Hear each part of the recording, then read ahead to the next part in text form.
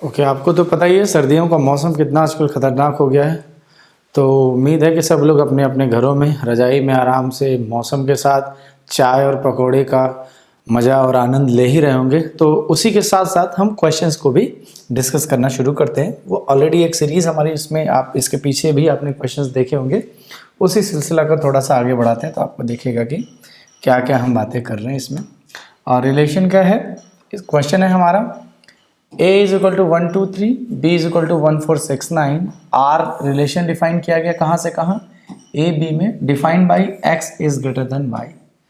किस सेट से किस सेट में रिलेशन है, ध्यान रखना, सेट a से सेट। वैसे तो देखते ही इसका आंसर आप बता सकते हो थोड़ी सी प्रैक्टिस करने के बाद, मैं आपको लेकिन समझाने की कोशिश कर रहा हूँ। सेट b, a में क्या एलिमेंट है 1 2 3, b में क्या एलिमेंट है 1 4 6 9।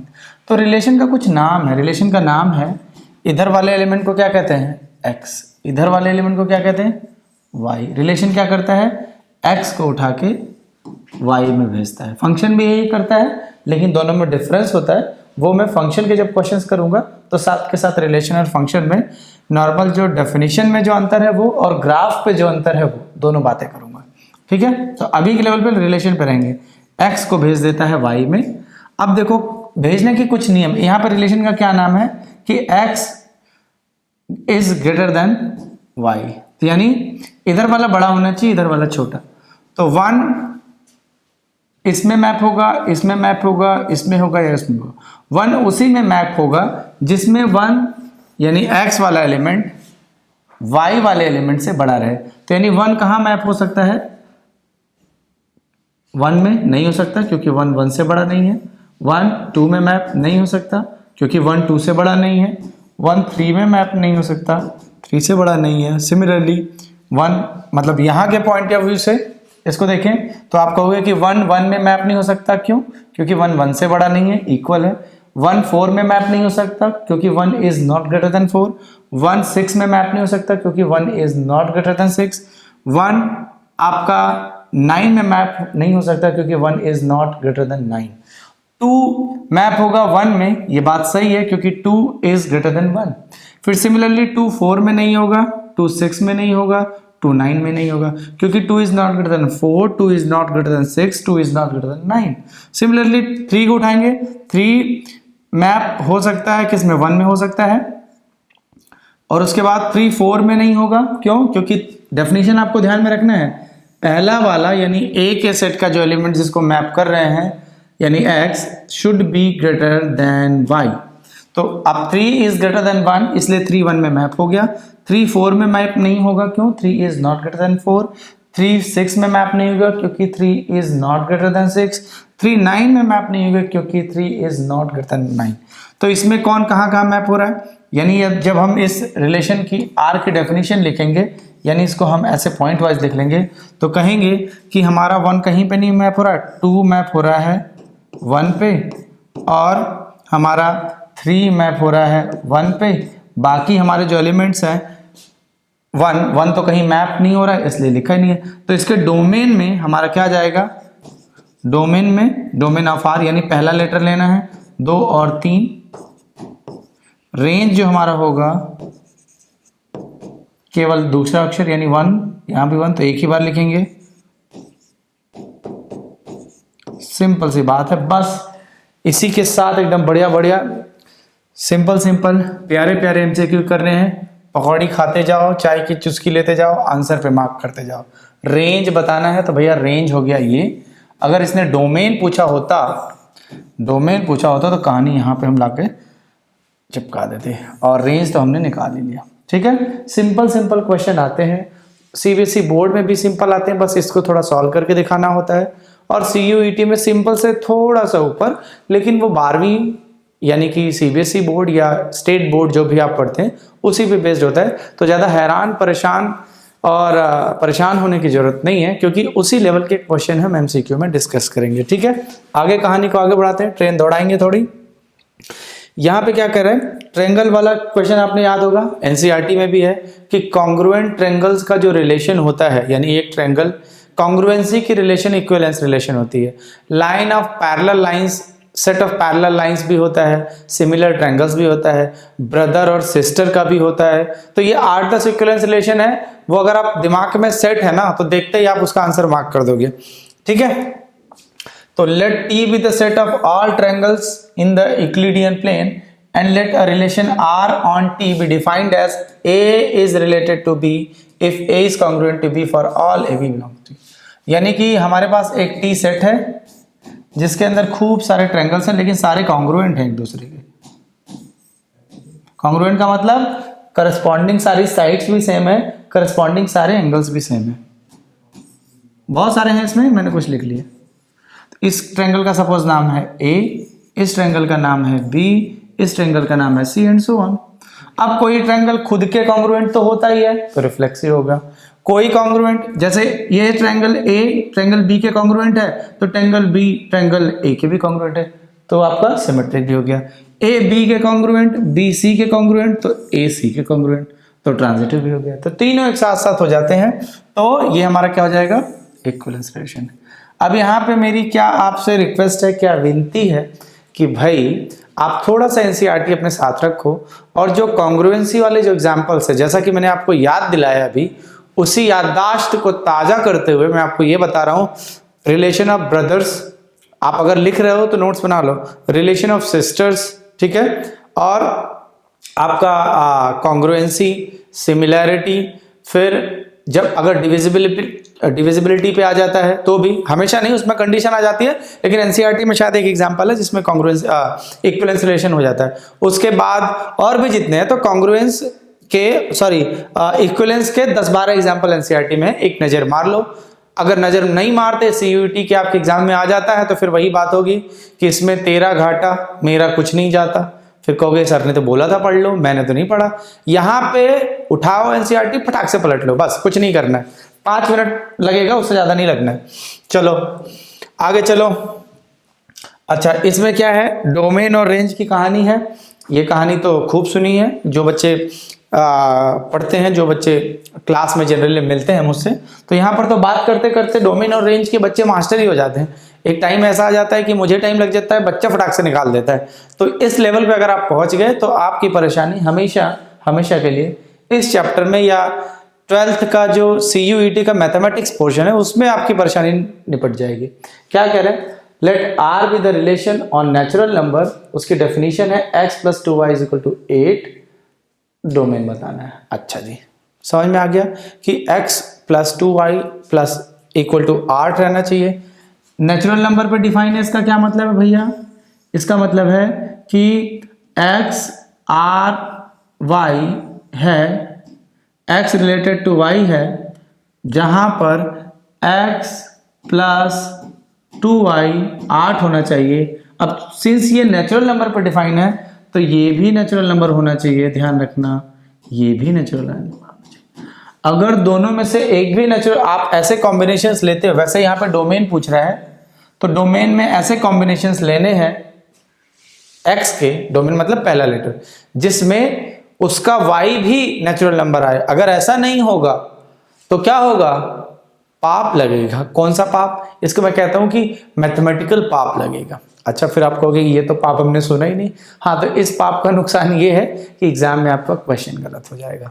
ठीक है, तो इस ऐसी छोटी छोटी गलतियां करके मैथमेटिकल पाप के भागीदार मत बनो और ध्यान से बोर्ड पे देखो कि क्या बातें बताई जा रही हैं। चलो जी, डोमेन बताना है इसका, यानी x + 2y = 8 रहना चाहिए, लेकिन शर्त ये है कि हमेशा x भी नेचुरल नंबर हो। नेचुरल नंबर मतलब 1 2 3 4, 0 नहीं होता, ध्यान रखना।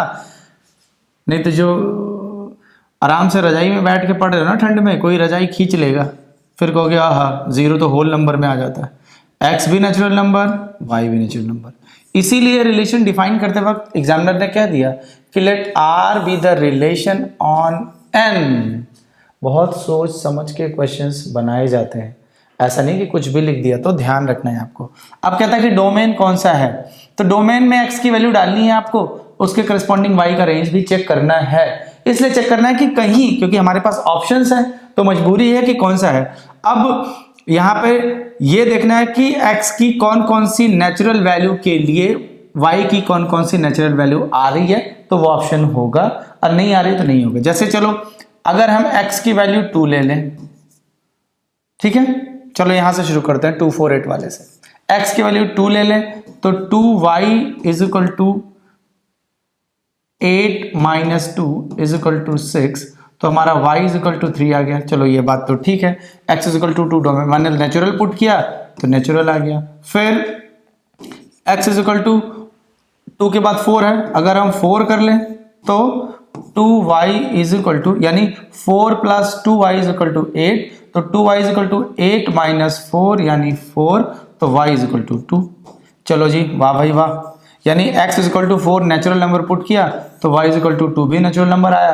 अब कहोगे कि सर एक बात बताओ, आप बार बार नेचुरल नंबर पे क्यों इतना जोर दे रहे हो? क्योंकि यहां पर नेचुरल नंबर लिखा है और इसी से हमारा आंसर निकलेगा कि x अगर नेचुरल है तो y भी नेचुरल होना चाहिए। 4 हो गया, ठीक है। तो जरा सा आगे देखेंगे, x इज इक्वल टू 8 लिखेंगे तो क्या होगा? चलो x इज इक्वल टू अगर 8 लिखेंगे तो 8 plus 2y is equal to 8, तो इस केस में 2y is equal to 8 minus 8 is equal to 0। तो आप कहोगे कि sir 2y is equal to 0 तो y इज इक्वल टू 0। ओहो, पाप हो जाएगा अगर ऐसा हुआ तो अगर x is equal to 8 y is equal to 0, अब आपको पता है कि 0 जो है ना बेटा नेचुरल नंबर नहीं होता, तो यानी डोमेन के अंदर x इज इक्वल टू 8 अगर हम डालेंगे तो जो उसका करस्पॉन्डिंग रेंज वाला पॉइंट आएगा वो तो नेचुरल नंबर ही नहीं रह जाएगा, तो यानी इसकी आपको इजाजत नहीं है, यानी x is equal to 8 domain में अलाउड नहीं है। क्यों? क्योंकि इसके करस्पॉन्डिंग जो y की वैल्यू है वो नेचुरल नंबर से बाहर चली गई। कंडीशन क्या है? रिलेशन डिफाइंड ऑन x, यानी x भी नेचुरल रहना है और y भी नेचुरल रहना है। ये कहानी भूल मत जाना बच्चों, ठीक है। तो 8 तो हो ही नहीं सकता, तो चलो जी जहां जहां 8 है पहले उसको उड़ा दो। एक यहां पर 8 है, नहीं होगा, नहीं होगा। अच्छा, अब हमारा बचा 2 4, अब हमने 2 ले लिया, 4 ले लिया, 8 तो होगा नहीं, तो जरा 6 पे देख लेते हैं क्या कहानी होती है, ठीक है। अगर हम थोड़ा फास्ट कर लो, अब अगर हम यहाँ पे जगह है हमारे पास, अगर हम x इज इक्वल टू 6 करेंगे, यहां से देख लो हमारा ये वाला इसमें बात हो रही है, x इज इक्वल टू 6 करेंगे तो 2y is equal to 8 minus 6, 2y is equal to 8 minus 6 यानी 2, तो y इज इक्वल टू 1। चलो जी, ये बात भी ठीक है कि अगर 6 जो कि एक नेचुरल नंबर है तो रिजल्ट y आया, वो भी एक नेचुरल नंबर है। अब तो 2 4 6 तो ये तो तीनों ठीक है। अब इसमें 2 4 6 है नहीं, तो कहीं 3 है कि नहीं है, तो 3 पे चेक कर लेते हैं। अगर x इज इक्वल टू 3 रख लें तो 2y इज इक्वल टू, यहाँ पे देखो x की वैल्यू 3 पुट कर रहे हैं तो 2y is equal to 8 minus 3, 5 आ गया, तो y इज इक्वल टू 5/2। ओहो, 5/2 तो क्या हो गया? 2.5 होता है ना, क्या होता है? 2.5। अब बताओ क्या ये नेचुरल नंबर है? क्या 2.5 नेचुरल नंबर है? दिमाग पे जोर दो, और सर्दियों का मौसम है तो चाय की चुस्कियों से ध्यान हटाओ और याद करो कि ये नेचुरल नंबर नहीं है। नेचुरल नंबर क्या होते हैं? 1 2 3 4 5 6 7 8 dot dot dot and so on, ठीक है। तो ऐसे ही होता है बेटा, दिक्कत हो जाती है। तो x यानी x is equal to 3 put करने पे y की वैल्यू नेचुरल नंबर नहीं रह गई। इसका मतलब है कि x इज इक्वल टू 3 की इजाजत नहीं है, या फिर x is equal to 3 domain में नहीं है, क्योंकि उसके करस्पॉन्डिंग y की वैल्यू नेचुरल नंबर नहीं रह जाएगी या फिर नहीं रह पाएगी, ठीक है। Is that clear? Okay, next पे देखेंगे। सिंपल सा सवाल है, ज्यादा इसमें कोई टेक्निकल बातें नहीं है। अच्छा, ये क्या कह रहे हैं भाई? जब भी रिलेशन डिफाइन किया जाता है, जब भी रिलेशन को डिफाइन करते हैं तो ये ध्यान रखना बहुत जरूरी है कि रिलेशन को किस सेट पे डिफाइन किया जाता है। कभी कभी इंटीजर पे डिफाइन करते हैं, कभी कभी नेचुरल नंबर पे डिफाइन करते हैं, कभी कभी रियल नंबर पे डिफाइन करते हैं। तो बच्चों, किसी भी क्वेश्चन को पढ़ने से पहले, रिलेशन का हो, फंक्शन का हो, ध्यान एक एक अक्षर को, देखो मैथ्स में ये बात बहुत जरूरी है कि क्वेश्चंस में जो सिंबल्स हैं उस पर ध्यान दिया जाए, या जो अक्षर है, जो लेटर्स हैं, कि किस चीज के बारे में बात हो रही है। और इसमें आप थोड़ा एक्सपर्ट तभी बन पाओगे जब खूब सारे क्वेश्चंस की प्रैक्टिस करोगे। तो रिलेशन में हमने 34-35 क्वेश्चंस अच्छे दिए हैं, जिसमें से मैं कुछ यहाँ पे डिस्कस करूंगा। बाकी सबके सोल्यूशन आपको ऐप पे ऑलरेडी मिलेंगे, आंसर की और सोल्यूशन मिलेंगे। लेकिन क्योंकि अब मैं 35-36 क्वेश्चन दे रहा हूँ, 40 क्वेश्चन दे रहा हूँ, तो सारे के सारे मैं क्लासरूम में सॉल्व नहीं कराता। मैं 15-20 क्वेश्चन सॉल्व करा देता हूँ, आधा मैं करा देता हूँ, आधा आपको खुद करना है, तभी फिर आप इंप्रूव कर पाओगे। नहीं सारे के सारे क्वेश्चन मैं ही सॉल्व करा दूंगा, फिर आपके लिए तो क्या हो गया कि थाली में खाना परोसा, खिला भी दिया, फायदा नहीं हुआ। फायदा तब होगा कि कुछ क्वेश्चन मैं कराऊं, उससे या उस एक्सपीरियंस से, उस बात से आप सीखो, और बाकी के क्वेश्चन आप खुद करो। और डाउट आएगा तो हमारे डाउट सेशंस लाइव होते हैं, उसकी टाइमिंग्स मेंशन होती है ऐप पे, वहां से जाके आप अपने डाउट आराम से क्लियर कर सकते हैं। ठीक है, वैसे डिटेल सोल्यूशन होता है, मोस्ट प्रोबेबली आपका डाउट वहां से क्लियर हो जाएगा। लेकिन in case of any interaction हम लाइव भी आपको सुटेबल टाइमिंग पे मिलते रहेंगे। ठीक है, तो क्या कह रहे हैं कि a की वैल्यू क्या है, 1 2 3 4 1 2 3 4 5 6 7 8 9, ठीक। और y इज इक्वल टू क्या है, 3x। यानी कह रहे हैं कि x रिलेट कर जाएगा y से कब, जब y is equal to 3x होगा, यानी x का 3 गुना। और x की जो वैल्यू अलाउड है, x की वैल्यू क्या क्या डालनी है, 1 2 3 4 5 6 7 8 9 टन। ये हो गया। अब इसके करस्पॉन्डिंग y की वैल्यू बतानी है, तो रिलेशन मतलब रिलेशन यानी रूल या नियम ये है। तो अब कह रहा है कि रिलेशन में क्या क्या चल रहा है। जब भी ध्यान रखना है x की वैल्यू 1 होगी, यहां पे देख लो आप 3 गुना है ना, इसमें देखो यहाँ पे x लिख देता हूँ, इधर y लिख देता हूँ। x की वैल्यू 1 होगी तो y की वैल्यू 3 होगी, x की वैल्यू 2 होगी तो y की वैल्यू 6 होगी, x की वैल्यू 3 होगी तो y की वैल्यू 9 होगी, x की वैल्यू 4 होगी तो y की वैल्यू 12 होगी। तो यहीं से देखो, जब x की वैल्यू 3 होनी है तो y क्या होना है, 9, तो 3 की जगह पे 1, ये होगा ही नहीं। अरे ये भी यहाँ पे प्रकट हो गए, ये महाराज यहाँ भी बैठे हैं, तो ये तो होगा ही नहीं। तो इसका आंसर क्या है इस क्वेश्चन के पॉइंट ऑफ व्यू से, नन ऑफ दीज। यानी इसका जो रिलेशन है वो इस तरीके से बनेगा कि अगर इसको आपको बनाना हो तो x की वैल्यू जब 1 करेंगे तो y की वैल्यू 3, जब x की वैल्यू 2 करेंगे तो y की वैल्यू, यहां से देखते रहो, जूम करके देखना चश्मा लगा के, 2 तो यहां पर क्या हो जाएगा 6, जब x की वैल्यू 3 तो y की वैल्यू 1, तो जब x की वैल्यू 4 तो y की वैल्यू 12। अब यहीं पे फिर अगर क्लासरूम में होते ना तो मैं तुम्हारा कान पकड़ लेता, क्यों, फिर आप पूछते कि सर 4 तो ठीक है, 12 कहाँ से है रिलेशन में, तो ये इसके अंदर नहीं होगा, भले ही 4 का 3 टाइम्स है 12, ये रिलेशन में नहीं होगा। रिलेशन में डोमेन तो इस सेट से आना चाहिए, रेंज भी आना चाहिए ना। देखो 3 यहाँ पे मिल रहा है, 6 यहाँ पे मिल रहा है, 9 भी मिल रहा है, लेकिन 4 करेंगे तो उसका 3 गुना, यानी 12 तो है, लेकिन 12 यहाँ नहीं है, तो 4 और 12 इसके अंदर नहीं है। इस क्वेश्चन में थोड़ा सा एक्सटेंड करके अगर आपसे पूछ लिया जाए कि क्या 10,30 इस रिलेशन के अंदर है, तो आप कहोगे नहीं है, क्योंकि ये y = 3x वाला रूल फॉलो तो करता है, लेकिन ये और ये इस सेट A के अंदर नहीं है। आपसे पूछा जाए कि 5,15 क्या इस रिलेशन के अंदर है, तो आप कहोगे नहीं नहीं, no no no no no. ठीक है, क्यों नहीं है, क्योंकि ये इस y = 3x को फॉलो तो करता है, लेकिन x और y दोनों a के अंदर नहीं है। यहां पर 5 तो आपको यहां पे मिल जाएगा, लेकिन y जो कि 3x है, 5 और 3x यानी ये x, ये 3x यानी ये इसका 3 गुना, इसके अंदर नहीं है। समझ में आ रहा, दोनों होना चाहिए। तो आप अगर आप कंसेप्ट समझ जाते हो, चीज समझ जाते हो, बेसिक समझ जाते हो, तो क्वेश्चन कुछ भी पूछ ले, आपको घबराने की जरूरत नहीं है। तो आपको मजा आ रहा है ना, तो इसको वीडियो देखते रहो, थोड़ा इसको लाइक शेयर और सब्सक्राइब करते रहो, और अपने दोस्तों को भी दिखाते रहो। चलो अब ये हम अगले क्वेश्चन पे आ जाते हैं। क्या क्वेश्चन है, क्या कहानी चल रही है। Let T be the set of all triangles in the Euclidean plane and let a relation R defined as A B congruent to B। अच्छा ये तो हो गया था यार, ये तो इक्विवेलेंस होता है, ये तो ऑलरेडी कर लिया था। ओके नेक्स्ट देखेंगे।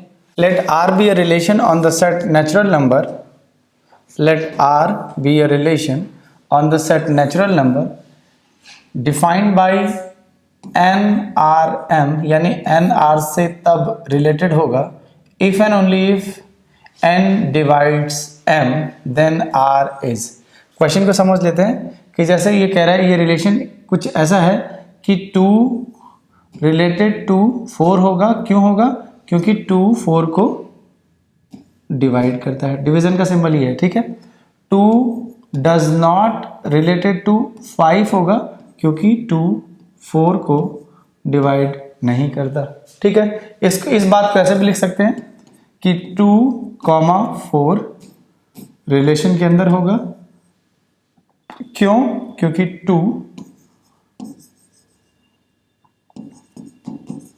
डिवाइड्स 4।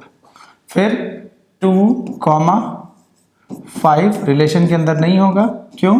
क्योंकि 2 डज नॉट डिवाइड 5। सिमिलरली 2, 4 तो है लेकिन 4, 2 नहीं होगा रिलेशन के अंदर। क्यों? क्योंकि 4 डज नॉट डिवाइड 2। 4 2 को डिवाइड नहीं करता, इनफैक्ट 2 4 को डिवाइड करता, ठीक है।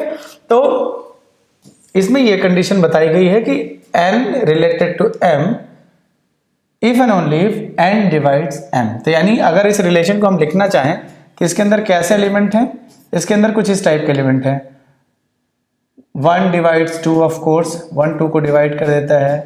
फिर 1 3 को भी डिवाइड कर देता है। 1 4, 1 के साथ भी बहुत सारे हो सकते हैं। फिर 2 किसको डिवाइड कर सकता है? 2 खुद को भी डिवाइड कर सकता है। 2 4 को डिवाइड करता है। 2 6 को डिवाइड करता है। 2 -8 को भी डिवाइड करता है।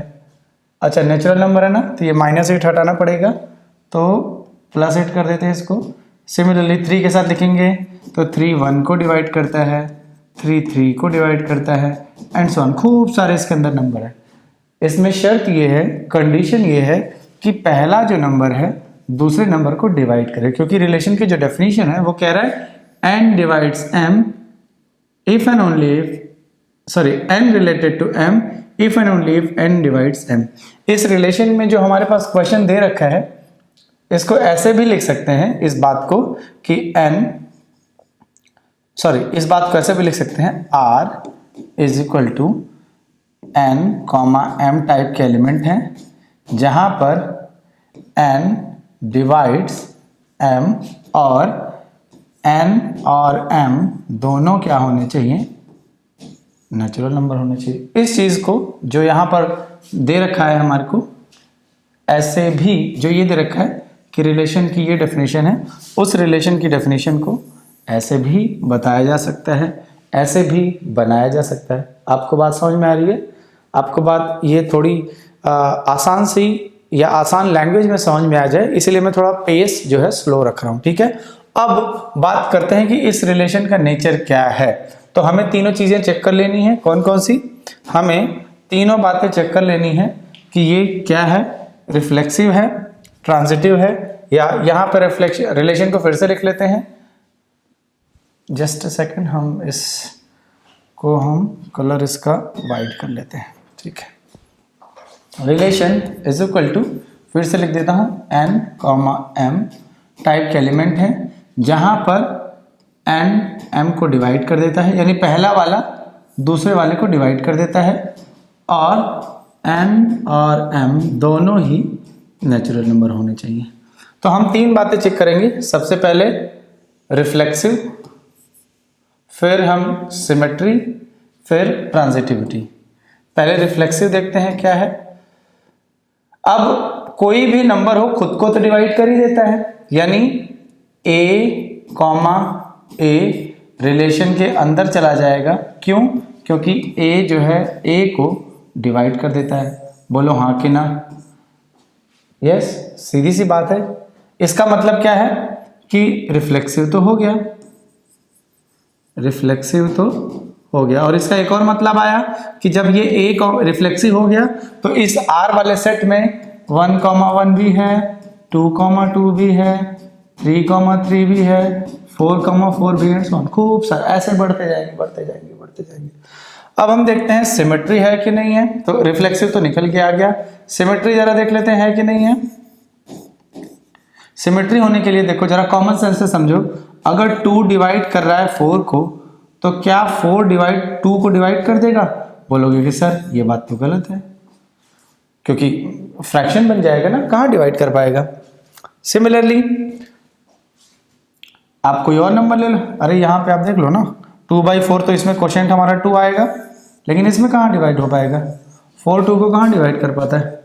याद करो जरा, जब आपने डिवीजन सीखा था, ठीक है, 4 0 0, 2 इज रिमाइंडर, क्वोशिएंट इज 0, क्योंकि क्वोशिएंट तो 1 से या ज़्यादा ही आना चाहिए ना, इंटीजर के फॉर्म में ही रखेंगे ना।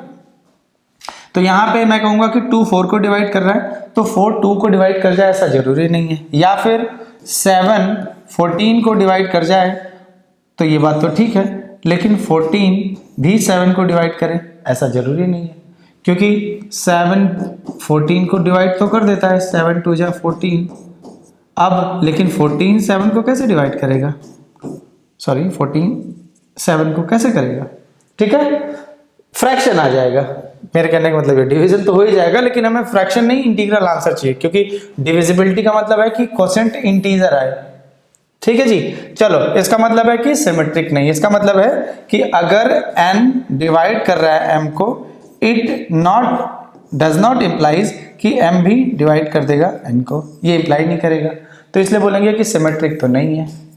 अब ट्रांजिटिविटी देख लेते हैं। ट्रांजिटिविटी के लिए सीधी सी बात है, देखो 2 4 को डिवाइड कर रहा है, 4 8 को डिवाइड कर रहा है, तो 2 8 को भी डिवाइड करेगा। सिमिलरली 4 8 को डिवाइड कर रहा है, 8 16 को डिवाइड कर रहा है, तो 4 16 को भी डिवाइड कर देगा, एंड सो ऑन। तो ट्रांजिटिव तो है, तो बस सिमेट्रिक नहीं है ये, तो बाकी ट्रांजिटिव भी है, रिफ्लेक्सिव भी है।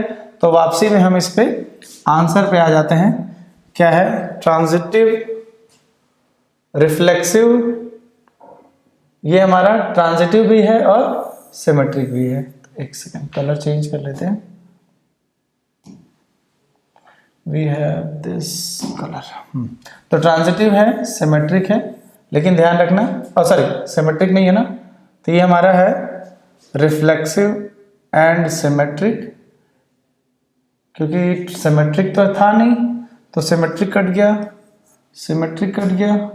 अच्छा, इसमें वही मैं सोच रहा था ये गलत क्यों हो रहा है, ये नॉट सिमेट्रिक लिखा है, तो थोड़ा सा करेक्शन करना। हाँ ठीक है, हमने निकाला कि सिमेट्रिक नहीं, क्योंकि मैं ऑप्शन बहुत ध्यान से देख के मैं कंफ्यूज हो रहा था कि किस में है। तो ये देखना, रिफ्लेक्सिव भी है, ट्रांजिटिव भी है, लेकिन सिमेट्रिक नहीं है, जैसा कि मैंने यहाँ पे बताया। इसका आंसर कौन सा हो जाएगा? डी हो जाएगा। ठीक है, नेक्स्ट पे देखेंगे। बस सिमेट्रिक नहीं है ये निकाल लो, बाकी अगर सिमेट्रिक नहीं है तो ये भी गया, ये भी गया, इक्विवेलेंस होगा नहीं तो ये अपने आप ही हो जाएगा। नेक्स्ट क्वेश्चन देखेंगे, इसमें क्या है? Consider non empty set consisting of a children. Children का मतलब पता है बच्चों, मेल फीमेल दोनों, यानी बॉयज भी हैं गर्ल्स भी हैं। Family and relation defined A R B if A is the brother of B. Okay, तो ए बी का ब्रदर है, रिलेशन का क्या नाम है?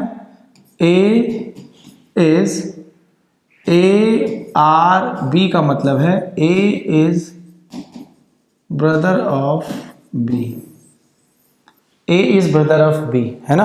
तो अगर ऐसा लिखा है इज ब्रदर ऑफ बी, इसका मतलब क्या है? ये मेल होगा, और बी क्या हो सकता है? ये मेल भी हो सकता है, फीमेल भी हो सकता है, मेरे को नहीं पता, है ना। अब कोई भी व्यक्ति सेल्फ का ब्रदर तो होता ही है, जैसे मैं हूं, ये थोड़ी बात अटपटी सी लग सकती है, लेकिन इसको अगर मैथमेटिक्स की लैंग्वेज में देखें, गणित की भाषा में देखें, तो मैं तो खुद का भाई हूं ही। ठीक है, मैं खुद का भाई हूं, इसका मतलब है अगर ए मेल है, यानी ए अगर मेल है, तब तो ये बात ट्रू है कि A is the brother of himself. लेकिन अगर फीमेल है ए, तब ये बात ट्रू नहीं है। A cannot be brother of himself, A should be, या A is the sister of herself. A is the sister of herself। ठीक है, अब हाइपोथेटिकली हम ऑप्शन के साथ देखेंगे कि अगर हम ए को मेल मान लें तब तो ये रिफ्लेक्सिव हो जाएगा, लेकिन अगर ए को फीमेल मान लें तब तो रिफ्लेक्सिव नहीं हो पाएगा। सिमेट्री पे देखेंगे अगर, कि अगर A is the brother of B, A is the brother of B, तो बी अगर फीमेल हुआ तो B is not brother of A, अगर बी फीमेल होगा तो B is the sister of A. समझ में आ रहा हो? क्योंकि इसीलिए क्वेश्चन में ये चालाकी करी है कि यहाँ पे इसने जेंडर नहीं दे रखा है ना, तो उस हिसाब से तो सिमेट्रिक नहीं हो पाएगा। तो पहले हम सिमेट्रिक काट देते हैं, चलो सिमेट्रिक नहीं है, हम लिख लेते हैं यहाँ पे रिफ्लेक्सिव, सिमेट्रिक और ट्रांजिटिव। तो चलो सिमेट्रिक तो हमारा कट गया, सिमेट्रिक नहीं है। फिर उसके बाद हम रिफ्लेक्सिव, तो हमने मान लिया कि अगर मेल हम मान के कर रहे हैं तब तो रिफ्लेक्सिव हो जाएगा, रिफ्लेक्सिव हो भी रहा है नहीं भी हो रहा है तो उस पे आ जाएंगे। ट्रांजिटिव पे जरा सा देखते हैं क्या है कि अगर A is the brother of B, मान लो राम है, Ram is the brother of Lakshman, Siyavar Ramchandra की जय। चलो A is the brother of B and B is the brother of C, Lakshman is the brother of Bharat, मतलब ये मेल मेल मेल, ये भी male, then A is the brother of C।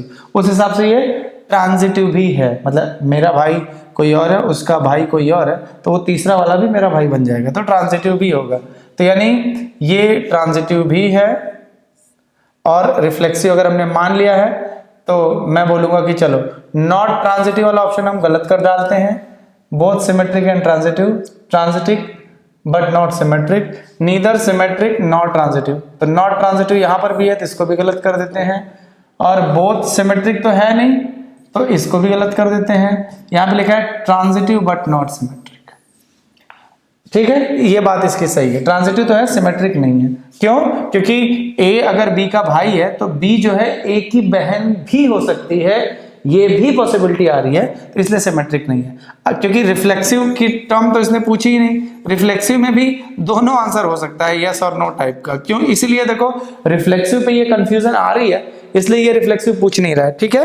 तो yes भी हो सकता है, नो भी हो सकता है, डिपेंडिंग कि हम जिससे शुरू कर रहे हैं उसको हम मेल कंसीडर कर रहे हैं कि फीमेल, तो ऐसा डेटा है नहीं तो कंफ्यूजिंग हो जाता है, इसलिए क्वेश्चन में आपसे रिफ्लेक्सिव के बारे में बात ही नहीं की गई, ठीक है। आई होप आपको ये समझ में आया होगा। नेक्स्ट पे बात करेंगे, ये क्या कह रहा है कि A relation phi from C to R, यानी जो रिलेशन फाई है उसके अंदर एलिमेंट है X और Y, C टू R है ना, यानी पहला कॉम्प्लेक्स नंबर है दूसरा रियल नंबर है, तो ये जो फाई है C के एलिमेंट को R में यानी कॉम्प्लेक्स नंबर के एलिमेंट को रियल नंबर में भेज देता है। कैसे भेज देता है, किस नियम से? उस नियम का नाम है फाई, और उस नियम क्या है, x phi y is equal to mod x is equal to y, यानी ऐसा भी कह सकते हो कि अगर मैं एक एलिमेंट C का है मेरे पास यानी कॉम्प्लेक्स नंबर किस टाइप का होता है, a प्लस आयोटा b, यहां पर क्या है, रियल नंबर है, तो ये यहां से कैसे भेज रहा है, अगर एक एलिमेंट यहां से मैं चुन रहा हूं उसका नाम है x, तो एक एलिमेंट मेरे को यहां पे मिल रहा है उसका नाम है y, तो x y का मतलब है कि यहां पे इसका जो y है वो x का क्या है, मॉड है, यानी इसका मैं क्या निकाल ले रहा हूं, मॉड। कैसे निकलता है mod, a square plus b square, ऐसे निकलता है ना mod, a plus iota b का मॉड। यानी अब क्या कह रहा है कि कौन सा सही है, which one of the following is correct. इस फाई सीधे सीधे बता देना है मॉड निकाल के। क्या कह रहा है, y is equal to mod x किस में है, आप ये ध्यान रखना, पहला यहाँ पे x और y है, तो ये x है ये y है, ये x है ये y है, ये x है ये y है, ये x है ये y है। अब देखो किसमें, पहले का मॉड दूसरे के इक्वल है, पहले का मॉड इसका मॉड क्या हो जाएगा, इस वाले का मॉड क्या है, 2 प्लस 3 आयोटा का क्या मॉड होगा, अंडर रूट 2 का स्क्वायर यानी 4, 3 का स्क्वायर 9, अंडर रूट 13, तो इसका मॉड रूट 13 होगा, 13 नहीं होगा, गलत। बी में जरा देखो, इसका मॉड यानी 3 का जो मॉड होगा वो 3 आएगा, -3 नहीं आएगा, तो गलत। इसमें जरा देखो क्या हो रहा है, 1 प्लस आयोटा का जो मॉड होगा वो क्या आएगा, under root a square plus b square, यानी यहाँ पे जो इसका कोफिशिएंट और आयोटा का जो यहाँ पर जो है उसका स्क्वायर यानी रियल पार्ट का स्क्वायर, और यहाँ पर जो आयोटा का कोफिशिएंट है उसका स्क्वायर, तो यानी 1 स्क्वायर प्लस 1 स्क्वायर, ये क्या अंडर रूट 2, तो यहाँ पर लेकिन क्या लिखा हुआ है 2, तो गलत। अब इसको जरा सा देखते हैं, आयोटा का यानी इसका मॉड निकालने पे ये आना चाहिए। तो आयोटा का मॉड क्या होगा, आयोटा का मतलब क्या होता है 0 + 1 इंटू आयोटा।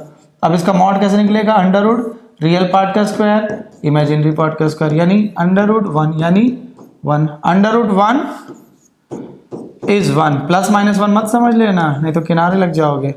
ये ध्यान रखना किसी भी नंबर का स्क्वायर रूट जब निकालते हैं तो केवल एक पॉजिटिव वैल्यू आती है। क्यों, उसका रूल क्या है या रीज़न क्या है कि √x² is equal to mod of x। कुछ लोग कंफ्यूज करके प्लस माइनस लिखते हैं जो कि गलत बात है, ये ध्यान रखना, ठीक है। जब ऐसी कोई सिचुएशन आए x² इज इक्वल टू 25 तब x इज इक्वल टू √25 हो जाएगा। इसकी वैल्यू तो 5 ही है लेकिन ये स्क्वायर रूट की वजह से यहाँ पे प्लस माइनस लगता है। इसका स्क्वायर रूट केवल 5 होता है, रिमेंबर दिस। अच्छा, यहाँ पर ये बात हमारी खत्म हो गई, ये सॉल्व हो गया, ये सॉल्व हो गई सारी कहानी। हाँ, आते हैं आगे क्वेश्चन, कहानी को थोड़ा सा आगे बढ़ाते हैं और हमारे पास 1-2 क्वेश्चन और। देखो रिलेशन से सीधा सीधा 1-2 क्वेश्चन मिलेगा आपको, थोड़ा सा इसको एक ध्यान से पढ़ लोगे, क्वेश्चन बहुत आराम से निकल के आ जाएगा। रिलेशन क्या कह रहा है कि 11, 12, 13 है हमारे पास। 11, 12, 13 को 8, 10 और 12 में लेके गए। कहाँ से, या 11, 12, 13, 11, 12, 13 को 8, 10 और 12 में कौन लेके जा रहा है, r। और ये डेफिनेशन क्या है, y is equal to x minus 3। कौन कहाँ पे जाएगा जरा देखो, अगर x की वैल्यू मैं 11 पुट कर दूं, x की वैल्यू अगर मैं 11 पुट करूं तो y is equal to 11 minus 3 यानी 8 आएगा।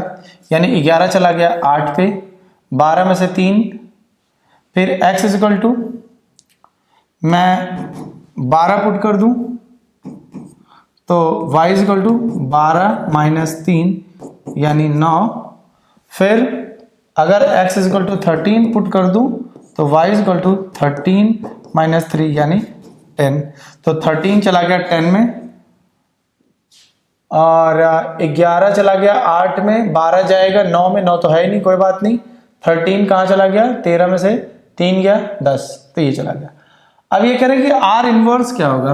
देखो रिलेशन में क्या हो रहा है, इस रिलेशन को थोड़ा सा अगर हम लिखने की कोशिश करें तो ये क्या हो जाएगा, 10 जा रहा है, सॉरी 11 है ना, सॉरी 11 चला जाएगा 8 में, अपने 3 कम में, यहाँ पे 3 कम है ना, y equal to x minus 3।